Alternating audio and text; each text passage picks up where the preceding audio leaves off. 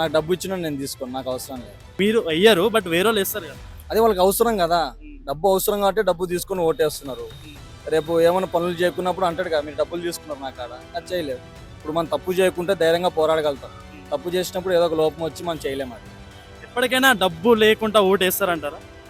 ఏజిటోళ్ళు వేస్తున్నారన్న. ఇండియాలో డబ్బులు లేని ఏ పని కాదు. ఇప్పుడు మనం కోర్టు పోయినా డబ్బులు కట్టాలి, ఎక్కడ పోయినా డబ్బులు కట్టాలి, చదువుకోనా డబ్బులు కట్టాలి. మనం 10 లక్షలు పెట్టి చదివినా లాస్ట్ 30,000 పని చేయాలి. డబ్బుతోనే అంత. హైడ్రా కరెక్టే అంటారా అన్న?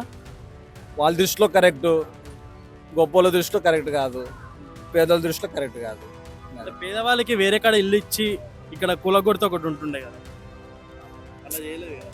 అంటే అన్న మనకు అది తెలియదు, వాళ్ళు ఏ కాన్సెప్ట్తో అనుకున్నారో తెలియదు. అంటే ప్లాన్ ఒకటి, ఇంప్లిమెంట్ ఒకటి, చేసేది ఒకటి. వాళ్ళు ఏమైనా గుడ్ విల్తో చేద్దాం అనుకున్నారు, కానీ అది కొంచెం రాంగ్ అయింది.